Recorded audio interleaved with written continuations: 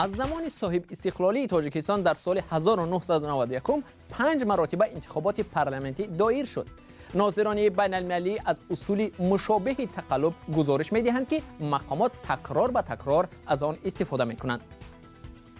ریختن ورقه ها. به صندوق رای یک مقدار ورقه ها به جانبداری از نامزدی مورد نظر ریخته می شود.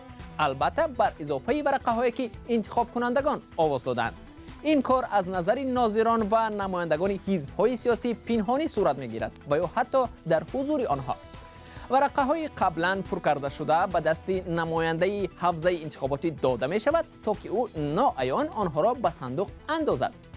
در خلاصه حسابات نهایی سازمان امنیت و همکاری در اروپا در مورد انتخابات‌های پارلمانی سال‌های 2000 2005 2010 و 2015 گفته می شود که ریختن ورقه ها به صندوق رای از خلافکاری های معمول در روز انتخابات تاجیکستان است. رایدهی به جای همه اعضای عائله. تجربه رایدهی به جای همه اعضای عائله در تاجیکستان از زمان شوروی میراث مانده است. این گونه حالت ها در همه انتخابات های تاجیکستان پارلمانی و هم پرزیدنتی مشاهده شدند. در انتخابات سال 2015 به حساب ناظران سازمان امنیت و همکاری در اروپا رایدهی عائلوی در 4-1 حوزه‌های انتخاباتی جای داشته است. ناظران سازمان امنیت و همکاری در اروپا اظهار داشتند که کمیسی‌های محلی این گونه شکایت‌ها را نادیده می‌گیرند.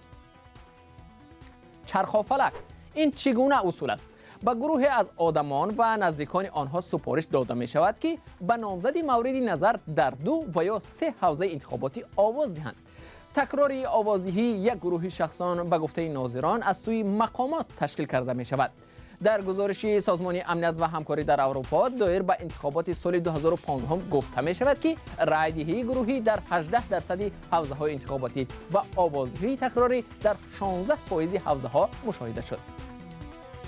ساختکاری در شمارش آرا. رعایت نکردن ترتیب شمارش آوازها نیز یکی از تقلبکاری های عنعنوی است. در گزارش سازمان امنیت و همکاری در اروپا از انتخابات سال 2010 گفته می شود که ناظران در حوزه رقم 65 900 نفر انتخاب کننده را ثبت کردند، اما پس از ساعت 7 و بعد رفتن ناظران بین المللی 300 آواز اضافی در صندوق پیدا شد و رهبر حوزه از شرکت 100% رای دهندگان گزارش داد. در گزارش انتخابات سال 2015 ذکر می شود که در 28% حالتها آوازها درست شمرده نشدند. با نظر داشت جای داشتن این خطاکاری ها و مشکلات دیگر، ناظران بین المللی که در دوام 20 سال اخیر انتخابات تاجیکستان را نظاره می کنند هر 5 سال به خلاصه های یکسان می رسند. انتخابات پارلمانی سال 2000 در تاجیکستان مطابق به عهده‌داری ها در نزد سازمان امنیت و همکاری در اروپا صورت نگرفت. انتخابات پارلمانی سال 2005 در تاجیکستان با بسیاری از معیارهای انتخابات دموکراتی مطابق نبود. انتخابات پارلمانی سال 2010 جوابگوی اکثریت تعهدات کلیدی سازمان امنیت و همکاری در اروپا و دیگر معیارهای بین‌المللی انتخاباتی دموکراتی نبود.